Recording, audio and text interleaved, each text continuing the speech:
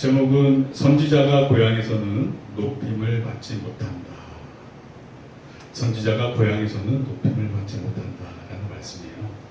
그러니까 이제 다른 말로 쉽게 제목을 바꾸면 영적 분별력을 갖자. 영적 분별력을 갖자.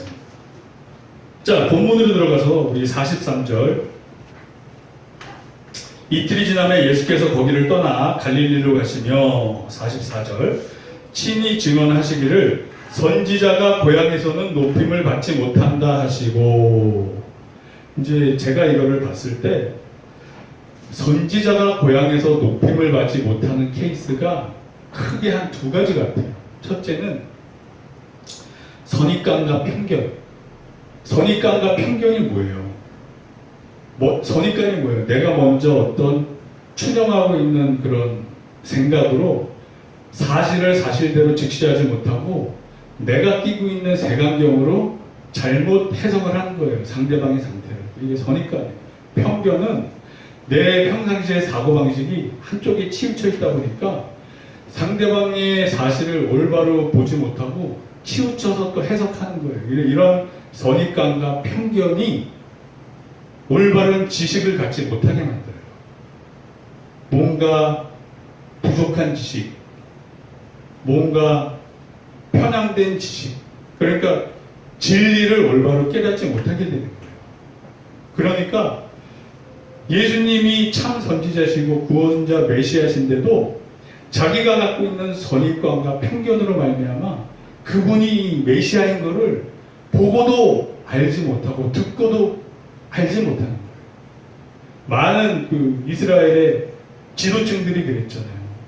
성경을 많이 안다고 하시는 당시의 분들이 그랬어요. 선입관과 편견으로 말미암아 진실을 보지 못했어요. 그래서 선지자가 고향에서 대접을 받지 못해요. 이런 선입관과 편견 때문에.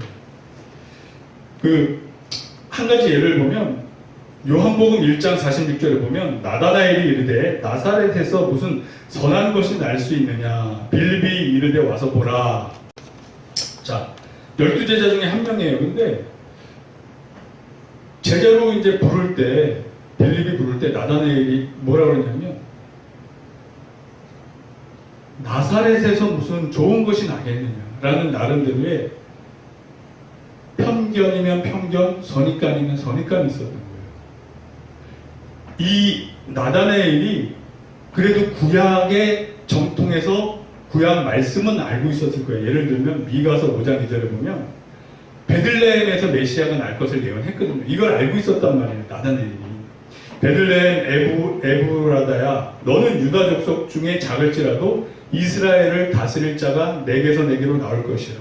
그의 근본은 상고의 영원에 있느니라. 그러니까 베들레헴에서 메시아가 날 거를 예언했어요. 그러니까 이걸 알고 있었다고 추정할 수 있어요. 그러니까 베들레헴도 아니고 나사렛에서 무슨 선한 것이 나겠느냐. 하나만 알고 둘을 모르는 거예요. 나기는 베들레헴에서 나셨지만 자라면서 사시기는 여기 나사렛에서 사신 거예요. 그러니까 빌립이 할 말이 없잖아요. 와서 보라. 네 눈으로 직접 한번 보라. 그래도 다행인 것은 이 12제자 중에 하나인 나다나엘은 선입관과 편견이 그 순간에는 벗겨진 거예요. 실제로 예수님을 보고 듣고. 아멘. 저와 여러분들도 주님을 믿는 어느 순간이라도 선입관과 편견으로 주님을 오해하지 않는 은혜가 있기를 축원합니다. 아멘. 아멘. 이게 정말 중요해요. 자, 그래서 선입관과 편견은 다른 말로 올바르지 못한 지식이에요. 그럼 성경에서 올바르지 못한 지식이 망할 것, 죽을 것을 말씀하고 있어요. 잠언서 10장 21절 말씀을 보면 의인의 입술은 여러 사람을 교육하나 미련한 자는 지식이 없어 죽느니라. 지식이 없어 죽느니라. 호세아서 4장 6절 말씀, 내 백성이 지식이 없으므로 망하는도다. 즉 올바른 지식, 선입관과 편견이 없는 있는 그대로 리얼을 리얼로 받아들이는 그 지혜, 이것이 우리를 살려요. 즉 예수님을 보고 예수님은 메시아다라는 것을 인식할 때 그 지식이 우리를 구원시켜요. 그러니까 메시아를 보면서 한낱 나의 정치적 경쟁자로 여겼던 바리새인들은 독사의 자식, 마귀의 자식이라는 그들을 깨우치시기 위한 가장 강력하고 파워풀한 그런 방법을 쓰셨던 거예요. 그것마저도 안 통하면 그들은 완전 버림받는 거예요.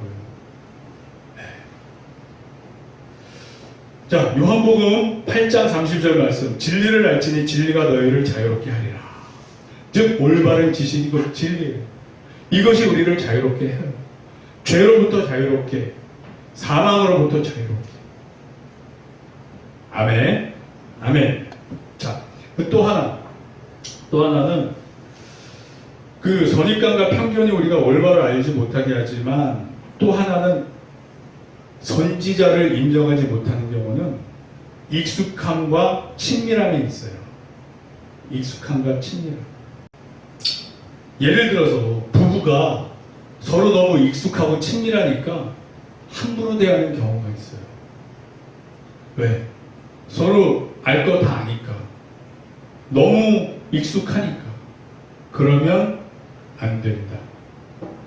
그러면 안 된다. 그러니까 예수님이 이 갈릴리에서 인정받지 못한 게 너무 익숙하고 편했던 거예요. 왜? 우리 동네 사람이니까. 목수 생활하는 걸 이미 우리가 봤으니까. 그리고 그분이 은혜스럽게 성경을 읽고 해석을 해줘도 요셉의 아들 아니냐 그러면서 스스로 배척을 해요. 왜? 그 익숙함과 친밀함 때문에. 자, 그 말씀을 제가 읽어드릴게요. 누가복음 4장 22절에서 30절까지 말씀을 제가 좀 읽어드릴게요.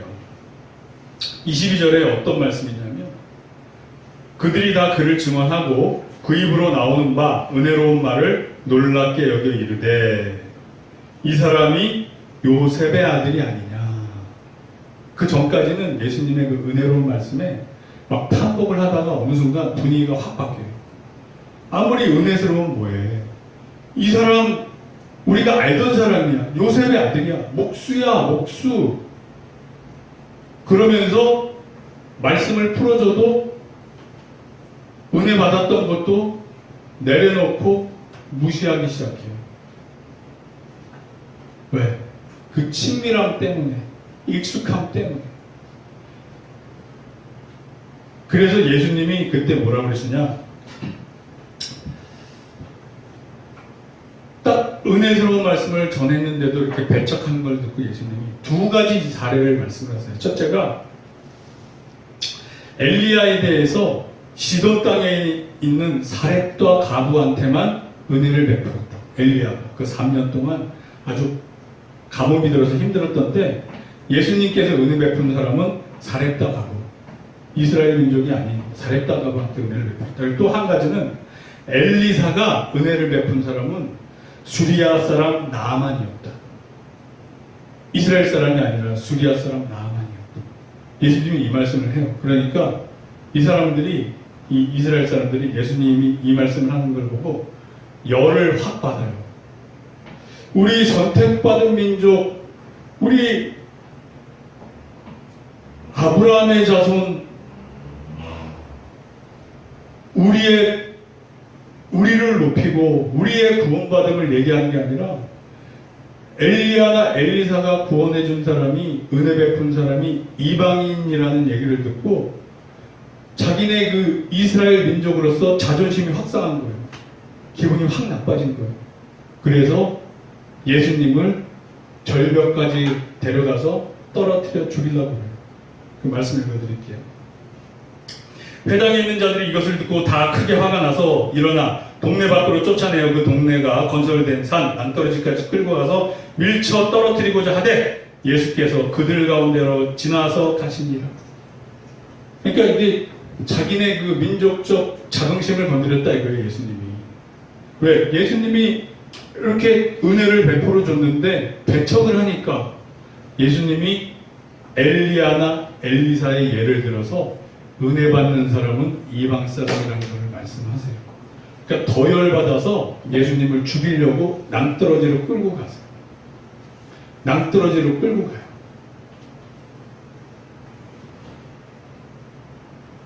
자, 근데 예수님이 어떤 분이시죠?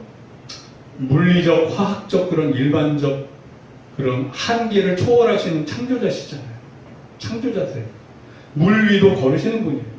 그러면 여기서 그냥 이렇게 돌아가시면 안 되잖아요. 그러니까 떨어뜨려 죽이려고 하는 그 군중 사이를 그냥 빗사이로 낙가처럼 그냥 지나서 오시는 거예요. 그러니까 본인이 잡혀서 돌아가실 때가 아니면 잡히시지도 않아요. 그럴 만한 능력이 있는 분이에요. 그러니까 십자가 지실 때 잡힌 거는 스스로 잡히신 거예요. 여기서 분명히 군중이 끌고 와서 절벽 아래 밀어 떨어뜨려 죽이려고 하는데도 그냥 그 사이로 미끄러지듯이 그냥 쓱 지나가세요. 이게 일반 사람들이 컨트롤 할 수 없는 분이에요, 사실. 스스로 죽고자 하셨을 때 내가 스스로 죽노라. 나는 버릴 권한도 있고 다시 찾을 권한도 있느니라 하시면서 십자가 지셨던 거지. 그 자리를 피할 수 없어서 피하지 못하셨던 게 아니에요. 사실을 사실대로 못 보게 하는 첫째가 편견과 선입관. 또 하나는 친밀감. 너무 익숙해. 그러니까 그런 것들이 사실을 사실대로 못 보게 할 수 있어요. 저와 여러분들이 결혼을 해서 살을 섞고 배우자와 사실 때도 너무 익숙하고 친하니까 함부로 대하시면 안 돼요. 그분도 하나님의 종이고 나도 하나님의 종이고 각자 부르심에 따라 우리가 협력하여 선을 이루는 거지. 설령 나랑 살을 섞고 설령 나랑 아무리 친밀하고 나 저 사람의 어린 시절 알아, 나 저 사람의 과거 무엇을 알아 한다고 해서 함부로 대하면 안 된다. 아멘? 아멘. 아멘. 왜? 각자는 다 하나님한테 쓰임받는 존재잖아요. 예수님도 한때는 진짜 아무것도 아닌 것 같은 동네 목수밖에 안 되셨어요. 왜?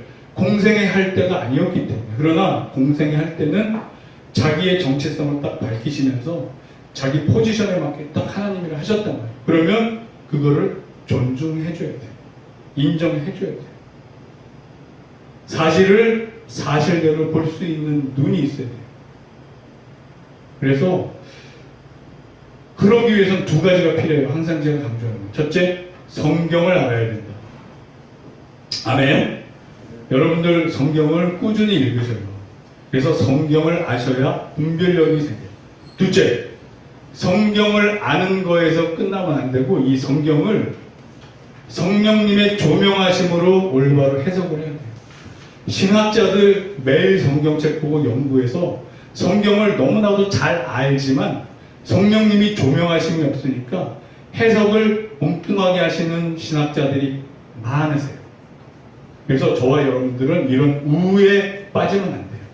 그러니까 성경을 평상시에 많이 읽으셔서 내용을 아시고 성경이 어떤 말씀을 우리에게 전하고 있는가 기도하면서 성령님의 조명하심으로 내 삶에 적용을 하셔야 돼요. 아멘. 이게 오늘 말씀의 핵심이에요. 그러니까 성령님이 주시는 분별력으로 사실을 사실대로 봐야 돼요. 사실을 사실대로 봐야 돼요. 선입관과 편견에 내 눈이 가리면 상대방을 올바로 이해할 수 없게 돼요. 그거 내려놓고 친밀감, 이미 알고 있는 사이에요. 저 사람의 과거를 내가 알아 한다고 하지만 지금 당장 이 사람이 하나님한테 이렇게 쓰임받고 있는데 그거를 나의 친밀감으로 무시를 해서도 안 되고 외면해서도 안 돼요. 예수님이 그러셨잖아요. 우리는 항상 겸손해야 돼요. 즉 성령님의 조명하심을 받고 나면 나 자신에 대해서 깨닫게 돼요. 나 자신은 뭐냐? 어쩔 수 없는 죄인이라는 게 깨닫게 돼요. 내 자신의 정체성은 어쩔 수 없는 죄인이라는 걸 깨닫게 돼요. 즉 내가 남을 그 누구라도 정죄할 수 있는 입장이 아니라는 사실이 깨달아져요. 나 같은 죄인 예수님이 구원해 주셨는데 이 죄인이 누구를 또 정죄를 하리요? 그도 나와 똑같은 죄인일 뿐, 그도 예수님 믿고 회복되고 구원받아야 될 사람일 뿐, 나도 죄인, 그도 죄인. 그래서 예수님이 내가 너희를 사랑한 것 같이 너희도 서로 사랑하라. 예수님이 우리가 죄인인지 모르셨어요? 다 아셨단 말이에요. 그렇지만 끝까지 사랑하셨어요. 끝까지 사랑하셨어요. 그와 같이 너희도 서로 사랑하라. 그러니까 내가 내 자신을 보는 정체성이 의인이면 안 돼요. 의인이 아니라 의인은 없나니 하나도 없도다. 나는 단지 의롭다 인정받은 죄인이라는 정체성을 잊으면 사도 바울이 말년에 나는 죄인 중에 괴수로다. 스스로의 정체성이에요. 죄인 중에 괴수로다. 그러나 하나님의 은혜로 구원받아서 감사하노라. 이런 말씀을 하시는 거예요. 우리가 그 마음을 가져야 돼요. 내가 죄인인데 내가 지금 보기에 나보다 제가 좀 더 악한 것 같아. 나보다 제가 좀 더 세상적인 것 같아. 나보다 제가 좀 더 실수하는 것 같아. 그렇다고 해서 정죄할 수 없다. 나도 죄인, 그도 죄인. 나는 예수님으로 말미암아 의롭다 인정받은 상태. 따라서 저 사람들도 의롭기를 위해서 기도해주고 저 사람이 더욱 주님 뜻대로 살기 위해 기도해주고 예수님처럼 내가 너희를 사랑한 것 같이 너희도 서로 사랑하라. 서로 사랑을 해야 돼요. 아멘. 아멘. 아멘. 아멘. 아멘. 제가 봤을 때 정말 한국에서 태어났기 때문에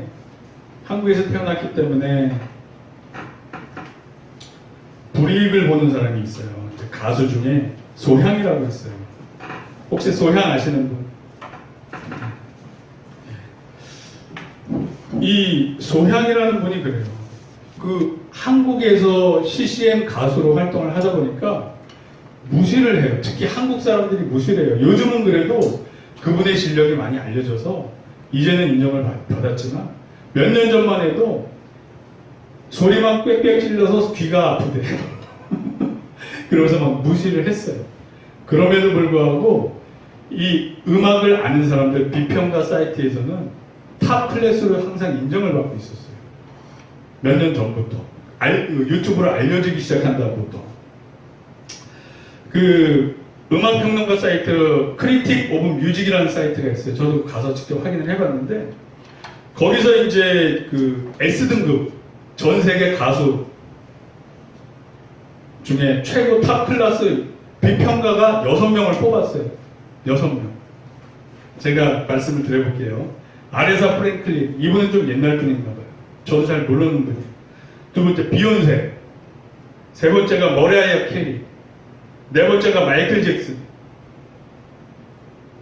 그리고 휘트니 휴스턴, 그리고 소향. 여러분들, 이게 세계에서 현재 음악 평론가들이 평가한 거예요. 전 세계 탑 6 안에 들어가요. 근데도 한국에서는 막 무시를 많이 받았어요. 지금은 많이 좋아졌어요. 그런 거예요, 그런 거. 왜? 소향은 익숙하잖아. 소향은 한국에서 태어났잖아. 꼭 예수님 무시받던 것처럼. 예수님은 나사렛에서 태어났잖아.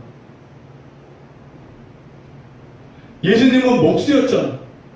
그러니까 소향은 CCM 가수니까 대표적 이런 건 없어요. 하지만 이분이 부른 노래들이 비평가들이 듣고 인정을 한 거예요. 그리고 이거는 평론가들이 인정을 한 탑 6고 대중들이 인정한 탑 10이 있어요. 대중들.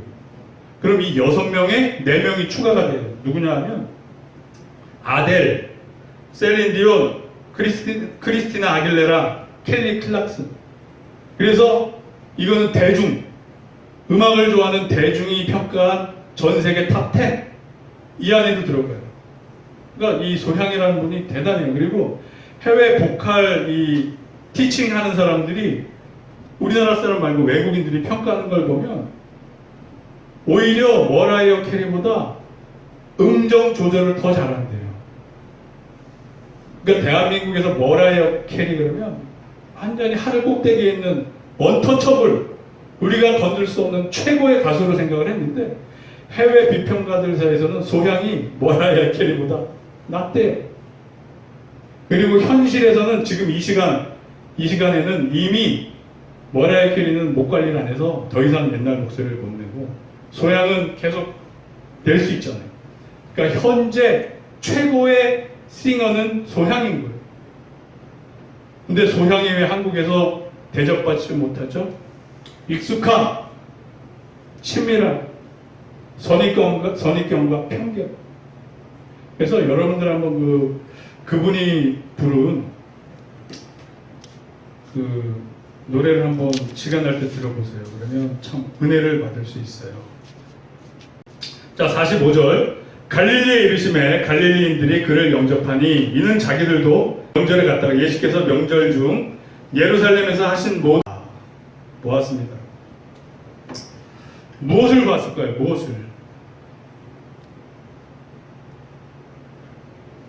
무엇을 봤을까요? 요한복음 2장 23절 보면 6월절에 예수께서 예루살렘에 계시니 많은 사람이 그의 행하시는 표적을 보고 그 이름을 믿었으나 3장 2절 그가 밤에 예수께 와서 이르되 라삐오 우리가 당신을 하나님께로부터 오신 선생인 줄 아나이다. 하나님이 함께 하시지 아니하시면 당신이 행하신 이 표적을 아무도 할 수 없음이니이다. 이 표적이 뭘까요? 이 표적이 뭐겠어요? 이 표적을 말씀드리면 오늘 말씀을 마칠게요. 이 표적은 누가복음 4장 16절에서 21절 말씀에 나타나 있어요. 이사야서 61장 1절에서 2절 말씀이에요. 주의 성령이 내게 임하셨으니 이는 가난한 자에게 복음을 전하게 하시려고 내게 기름을 부으시고 나를 보내서 포로된 자에게 자유를 주시는 눈먼 자에게 다시 보게 함을 포로된 자 죄악과 죽음에서부터 우리를 자유롭게 하시고 눈먼 자 영적으로 눈먼 사람 또 실제로 장님도 고쳐주시고 눌린 자를 자유롭게 하고 그러니까 삶에서 눌린 거예요. 여러분들 사는 게 쉬우신 분 예수님을 몰랐을 때는 사는 게 더 힘들었어요. 인생은 고라고 그러잖아요. 다른 종교에서조차 사는 것 자체가 힘들어요.